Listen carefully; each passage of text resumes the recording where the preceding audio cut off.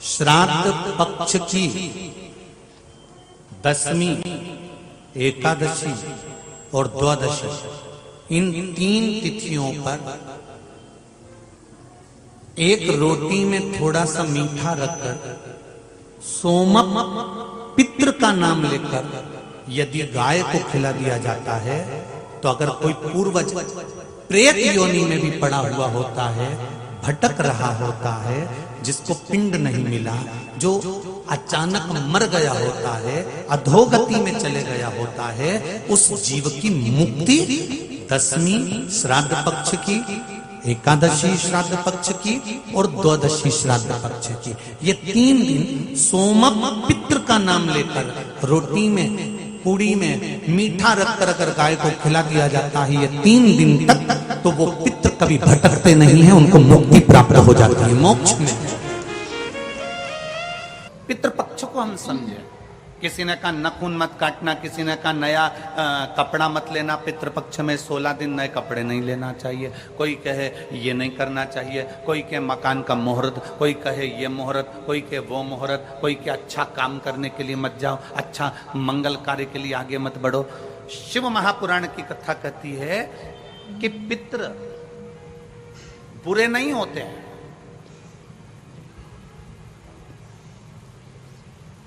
पितृ बुरे नहीं होते हैं। आज लोगों के मन में बड़ा भय हो जाता है। व्हाट्सएप खोलो, फेसबुक खोलो तो ब्राह्मणों के लिए लोग कमेंट्स करना प्रारंभ कर देते हैं कि अब श्राद्ध पक्ष चालू हो गया, ब्राह्मण जीमने के लिए जाएंगे। कोई ब्राह्मण की तुलना कौवे से कर देता है, कोई कुछ कह देता है, कोई कुछ कह देता है। ना,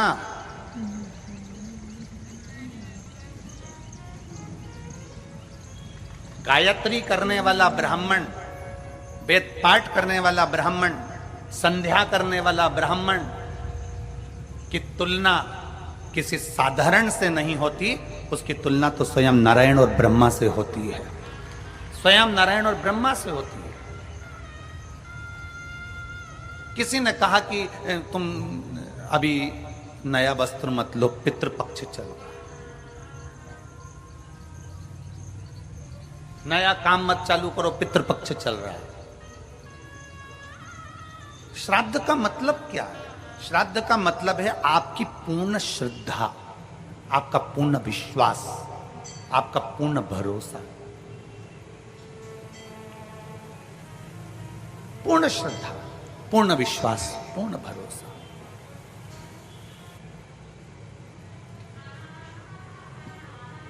पितृपक्ष श्राद्ध का समय गलत समय नहीं है। कोई काम आपको शुरू करना है तो पितृपक्ष में शुरू कर सकते। बस पितृपक्ष में एक काम चालू करो। पितृपक्ष में बन सके गौ माता को रोटी दो, पितृपक्ष में बन सके गौ माता को जल दो, पितृपक्ष में बन सके तो भूखे को भोजन कराओ, प्यासे को पानी पिलाओ।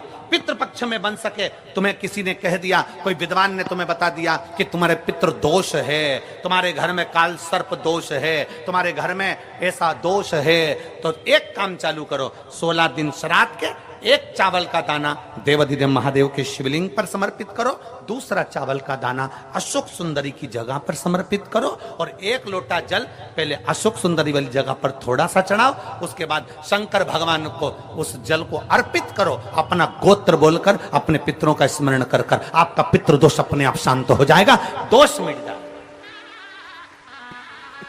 आपका पितृदोष शांत, आपका दोष समाप्त।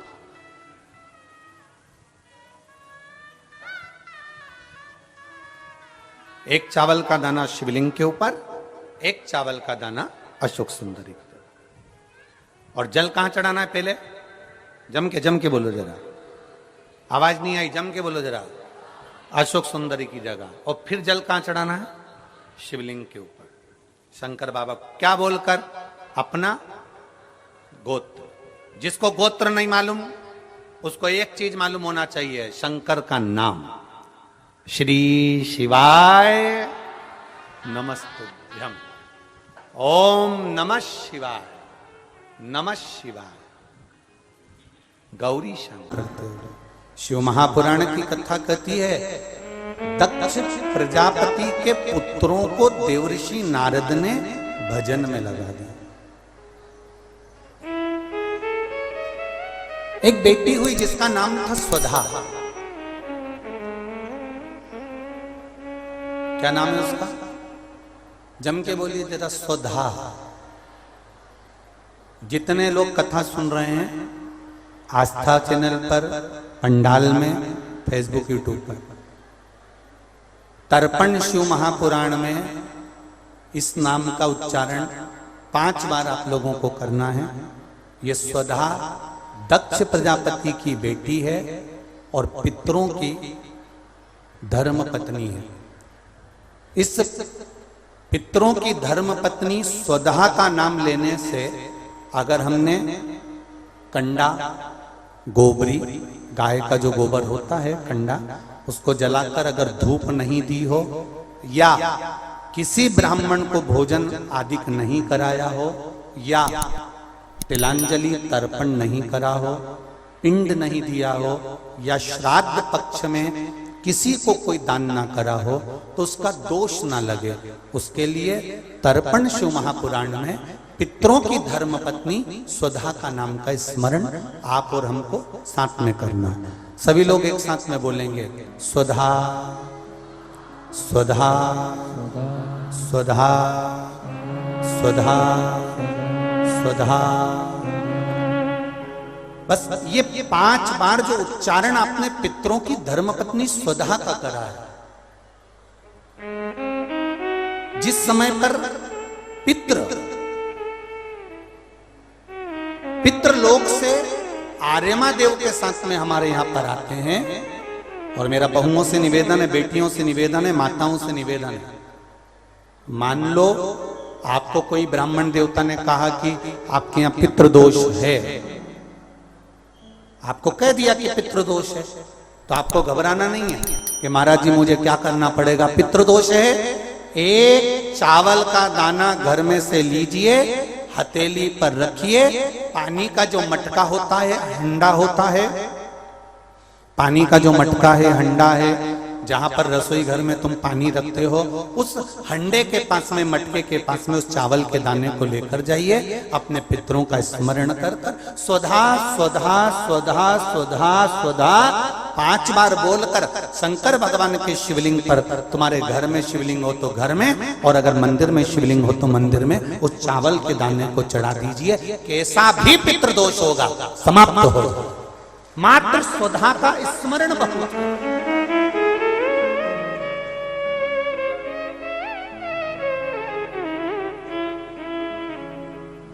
हम तो उनसे भी कहेंगे जिनका बार बार एक्सीडेंट होता हो,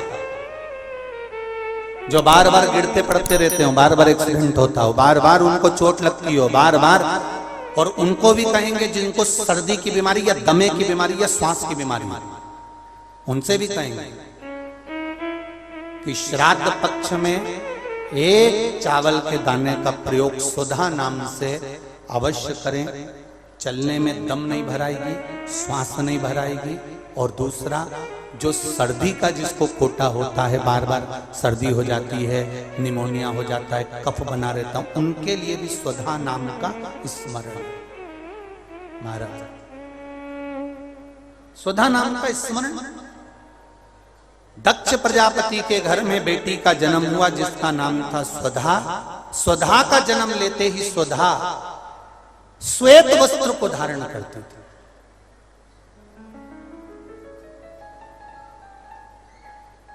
कोई वस्त्र अगर स्वधा पहन रही है तो श्वेत वस्त्र धारण कर रही है। एक दिन माता प्रसूति ने स्वधा को बुलाया। स्वधा, आप इधर आओ। स्वधा आई। हाँ मां। बेटी, जब घर में इतने सारे आभूषण हैं,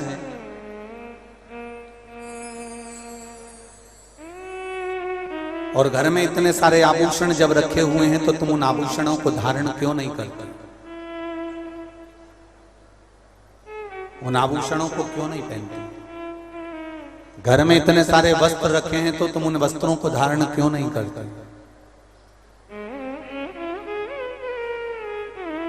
स्वधा कहती हैं मां, संसार सागर में जब किसी के प्राण छूट जाते हैं और प्राण छूटने के बाद वो जीवात्मा अगर अच्छी जीवात्मा है तो वो देवलोक चली जाती है, जो बुरी जीवात्मा है वो भटकती रहती है, भटकती है। मां, उन जीवात्माओं के कल्याण के लिए मैं श्वेत वस्त्र धारण करता हूं। श्वेत वस्त्र, श्वेत चावल का दाना, श्वेत दूध, श्वेत दही, श्वेत शकरखंड, श्वेत पुष्प, श्वेत जनेऊ, श्वेत वस्त्र, ये मेरे शंकर भगवान को अति प्रिय लगते हैं। उसका कारण है कि उनको पितरों को मुक्ति देना पड़ती है, पितरों को मोक्ष देना होता है। आज एक प्रश्न किसी ने सीहोर ऑफिस में भेजा है कि गुरुजी,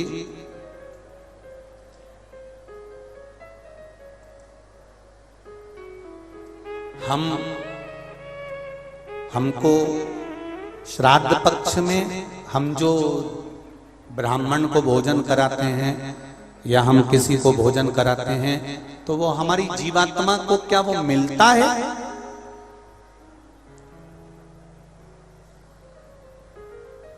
क्या विचार है भाई? अशोकनगर वालों बोलो जरा जल्दी से। प्रश्न भेजा है किसी ने। हम अगर किसी ब्राह्मण को भोजन करा रहे हैं, हम किसी को भोजन दे रहे हैं तो वो हमारी जीवात्मा को मिलता। 3 प्रश्न हैं और तीनों प्रश्न का उत्तर जरा देखिएगा, बड़ा ध्यान रखना। और जिसने प्रश्न करा है उत्तर प्रदेश से, वो ध्यान से सुनना भाई। हमने ब्राह्मण को भोजन कराया, हमने संत को भोजन कराया, हमने गुरुजी को भोजन कराया, तो वो मिलेगा। पहले तो ये अंदाजा करिए कि आप भोजन दादा ससुर के नाम से करा रहे हो तो दादा ससुर का नाम लेना पड़ेगा। बोलो सही है कि गलत है? गोत्र बोलना पड़ेगा। उसका कारण क्या होता है कि हमने पत्र लिखा और ये पत्र लिखकर हमने इसको मोड़कर हमने वो डाकघर के डब्बे में डाल दिया।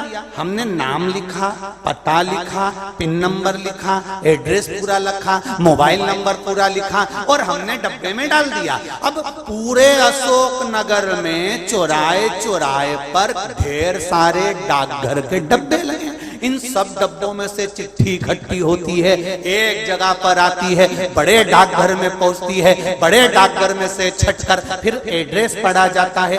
एड्रेस में तुम्हारा नाम पढ़ने का बाद में पहले ये पढ़ेंगे कि पिन नंबर क्या है, फिर पढ़ेंगे कि शहर का नाम क्या है। उसमें लिखा होगा गुना और गुना का पिन नंबर डाला होगा तो चिट्ठी को छाट छाट कर अलग रखते जाएंगे। अब गुना में ये चिट्ठी बड़े डाकघर में जाएगी, बड़े डाकघर में चिट्ठी पहुंची गुना के। अब वहां पर बैठकर छाटा गया कि बजरंग कॉलोनी के पास कौन रहता है, तो एलआईजी के पास कौन रहता है, तो चारभुजा नाथ जी के पास कौन रहता है, तो राजेश्वर मंदिर के पास कौन सा रहता है, कौन से वार्ड में रहता है, उसको छाट कर अलग रखा जाएगा। फिर वहां के डाकघर वाले व्यक्ति को, उस डाकिया को वो दिया जाएगा और उससे कहा जाएगा कि ये चिट्ठी पहुंचा दो। अब जरा प्रोसेस देखिए, डाली थी अशोकनगर में, इतने सारे डब्बों में इकट्ठी होकर एक डब्बे की चिट्ठी एक जगह पर इकट्ठी हुई बड़ी डाकघर में। वहां से इकट्ठी होकर फिर दूसरे डाकघर में गई, वहां से फिर धीरे धीरे डिवाइड होती चली गई। उसी तरह तुम्हारी लिखी हुई डाकघर की चिट्ठी जब वहां तक मुंबई पूना तक जा रही है और सही जगह नाम और एड्रेस है तो सही जगह पहुंच रही है। उसी तरह अगर श्राद्ध पक्ष में तुमने ब्राह्मण को भोजन कराया है, नाम और गोत्र लेकर कराया है, तो वो उस तक पहुंचता ही है, ये निश्चित है, उस तक पहुंचेगा।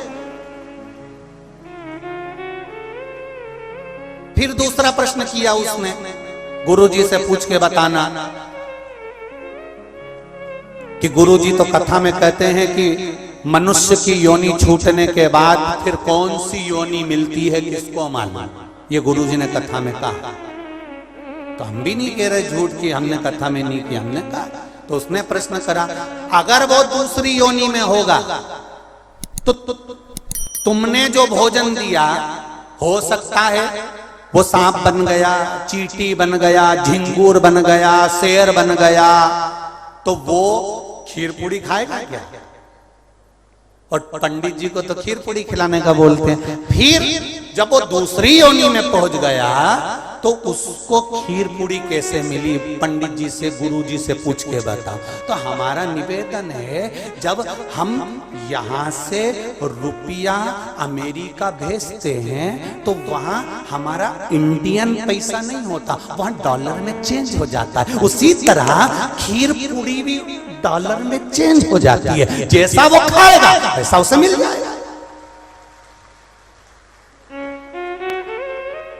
जब भारत की करेंसी, भारत का पैसा यहां से डाला आपने अमेरिका, तो अमेरिका में बदल गया, आपने ऑस्ट्रेलिया डाला वहां में बदल गया, आपने कहीं डाला नेपाल ले गए तो नेपाल की करेंसी में बदल गया। जब यहाँ का रुपया वहां पहुंचकर वहां के रुपये में चेंज हो जाता है, तो हमने जो खीर पूड़ी ब्राह्मण को दी है और तुम्हारे यहाँ का वो जीव सांप बना कि झिंगुर बना कि शेर बना कि गीदड़ बना, उसको उस रूप में जो वो खाता होगा उस रूप में मिल जाता। डॉलर चेंज, यहाँ की खीर पूड़ी चेंज, वहां जाते से।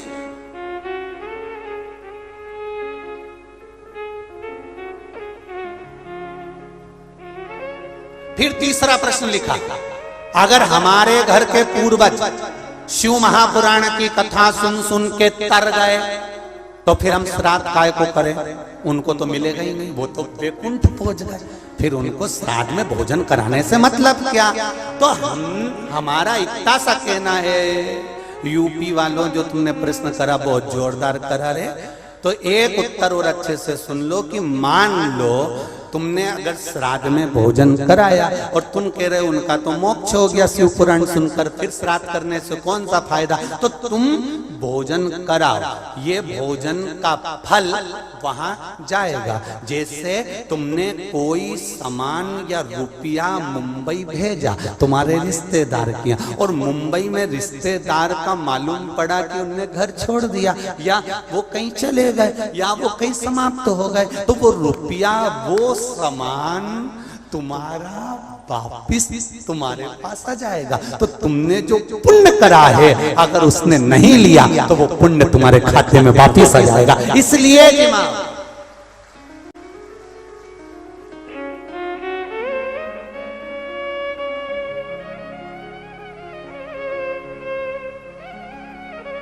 पुण्य करो, सत्कर्म करो। और कथा का स्मरण, बड़े बड़े किस्मत वाले हैं अशोकनगर वालों, बहुत बहुत किस्मत वाले हो, घर जाके नजर उतरवा लेना राई उन्नोन से। इतनी जोरदार किस्मत पायो कि तर्पण शिव महापुराण की कथा, और कोई साधारण जगह पर नहीं, राजराजेश्वर की भूमि पर श्रवण कर रहे हो, कोई साधारण जगह नहीं। बाबा देवादिदेव महादेव राजेश्वर भगवान की भूमि पर श्रवण कर रहे हो, किस्मत वाले हो, तर्पण शिव महापुराण की कथा सुन रहे हो। और आज कथा का कौन सा दिन है? चौथा। कितने दिन बचे?